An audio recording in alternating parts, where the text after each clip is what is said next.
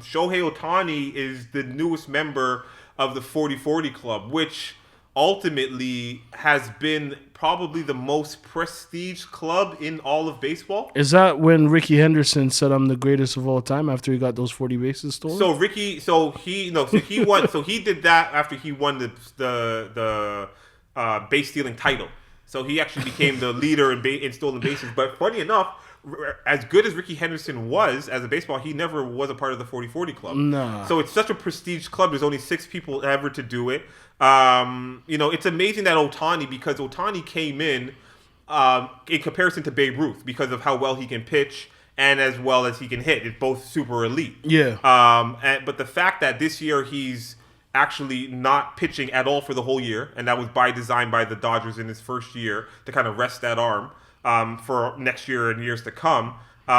He is arguably the best baseball player of all time. He has that gun in the outfield, though. Bro, I've seen him throw it and get guys out at home plate. Like, I've seen him from left field. Just one throw. Bomb! Yeah, he's one of those guys, I think what they call in baseball, called 5-tool. Yeah, he's a 5-tool player. He can do it all. It's amazing to watch him. Again, Dodgers games. I've been in and out of Dodgers fan over time, but for real, you're a Dodgers fan, man? A pseudo Dodgers fan. I'm obviously a Jays fan at the end of the day, but again, I treat the Dodgers like I treat the Lakers, like I treat I'll never say the Yankees. I was never a Yankees fan because of our division. What? But when I like the Yankees fit because of hip hop, but not because of the Yankees. It's hard to go against one of the greats, though. I mean, since about 95, 96, when they started winning championships, the people that they just produce, like Bernie Williams. Yeah, I'm a Judge fan. I mean? I'm not a Yankees fan. I'm a Judge fan. An Aaron Judge fan in that sense. Like, I want to see him. I'll watch a Sunday night baseball game to see him hit home runs. Unbelievable. But I'm a Blue Jay fan first, and I can't root for the Yanks. Well, I'll never root for the Red Sox. Let's just say the Red Sox, the Orioles, Baltimore the Orioles, Tampa Bay Rays. None of them and I'm rooting for. Toughest division in baseball. It might be the toughest division in sports. Because we don't spend like them. Yeah, it might be the toughest division in sports. But Tampa Bay and Baltimore have been able to do it. I think, so Tampa, we'll stay there for a second. Tampa has always been able to develop players. Yeah, and they, what the thing about Tampa, and they've always, they knew who they were. Exactly. Right? They already realized that they're not going to get free agents to Tampa. No. They're not going to sign big names in the offseason. They're not going to... Which is crazy, because who wouldn't want to live in Florida? Beautiful, It's not like basketball. Beautiful. Yeah. Playing outdoors, perfect weather all the time. But in knowing that, they just, again, like you said, went to the farm team and developed. They know how to draft amazing. Yes. Like the prospects are the best year in, year out. They're able to trade their prospects for talent and get solid talent. 100%. Baltimore is kind of like that right now. They've been growing up. Baltimore was one of the better teams. Well, growing the Cal Ripken era, 100%, the Iron Man era, and then they were trash. Yeah, Rafael Palmeiro and so they've had some. They even had Alomar on their team, bro. They've had some good names. You know what I mean? And the Red Sox, obviously, they've been buying their championships. Oh, because they can afford it. Exactly, they can afford it, right? The Red Sox are. You never think the Red Sox are going to be that good? Yeah. Midway, like, let's say halfway through the year, a third through the year, they just turn it up and then they don't stop. I hate to say this, and I'm gonna say it. I have to say it because I'm fair. It's subjective. And I'm true. Boston might be the best sports city ever. It might. I don't want to say it, but like when it comes to when you think about how they support their teams, when you think about when you think about the Red Sox, when you think about the Celtics. No. Yeah. You understand what I'm saying? They may be for the best. trifecta. I'm missing for Bruins. Look at all of that. For the 4, I was gonna say the tribe, but for the 4, because the Bruins have been killing the Maple Leafs. Yeah. They've been really good. The Bull Sox do their thing. Tough to say, bro. I mean, Patriots were America's team all through the 2000s. They're the Patriots. Like literally the name of the Patriots. Like so. But I mean, like they've they jumped over the jump man. They moved Dallas out the way. Yeah, no, Dallas hasn't won anything since '93, bro. I'm just saying. Yeah, you're right, 100%. I'm just saying, like, what was a sports show on football without talking for an hour about the Patriots? Yeah. No, you had to talk Tom Brady. You had to talk Belichick.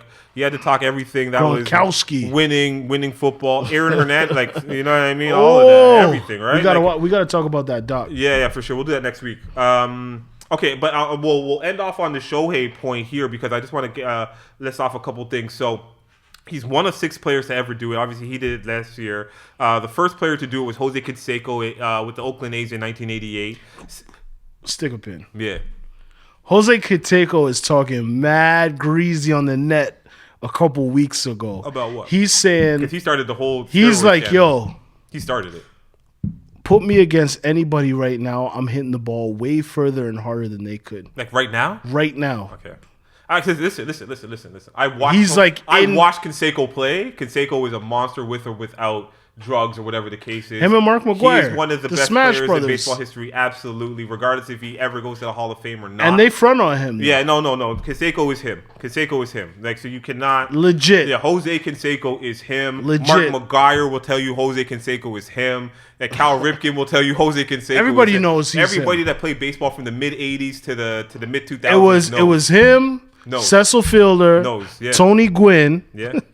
Yeah, you can. The list goes on. But he was him, though. Yeah, absolutely. Him and Barry Bonds, actually. Yeah, so as you speak, we'll get to Barry in a second. So 98 was Jose. Barry Bonds was the next to do it in 1996 with the Giants. He had 2 careers. Oh, he was amazing. The Pirates' career was an MVP, too. He was the MVP of the Pirates. And his transition in the Giants is crazy to me. But Alex Rodriguez is the next person to do it 2 years later in 1998 with the Mariners. Young A-Rod was something special. Unbelievable. Yeah. Unbelievable. And they always say that he was like obsessed with Jeter. Yeah, well, of course. Yeah, but you can see he's like kind of psycho in that sense. Yeah. But you got to be like that to be on that level. To be that elite level, you know what I mean? Alfonso Soriano for the Washington Nationals. Another guy who never gets no love. They're pros. He was fun to watch, too. He was fun to watch in 2006.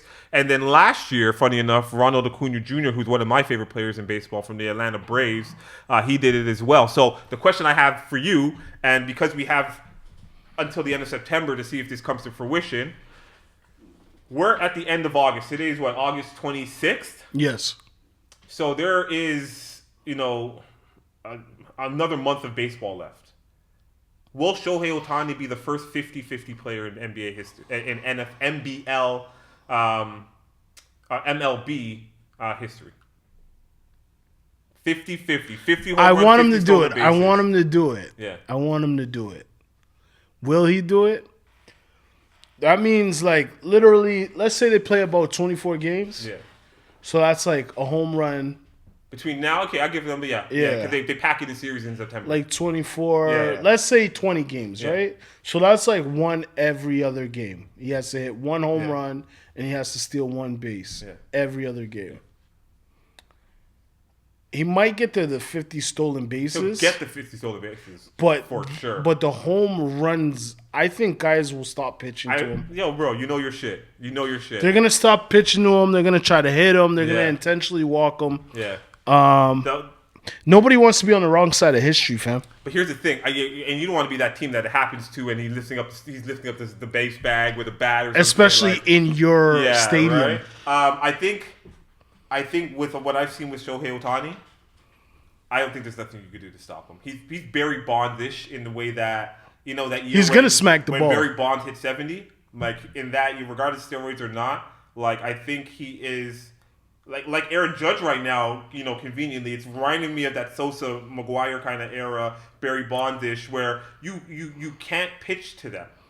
You can't, because if you make a mistake, you have to pitch to them because of the rest of the lineups to a certain degree. Because here's the Ohtani problem. Yeah, you don't pitch to him, you put him on base. He's just as dangerous as a base He's runner stealing the base as he is as a batter. And that's why you called him a 5-tool, right? So right? It's just, and I always thought because I grew up playing baseball, that to me was so important, and I felt like stolen bases over the last 15 years. You're saying it's a lost art. Oh, yeah. And now Ronald Acuna, and you're seeing a lot of stolen base totals.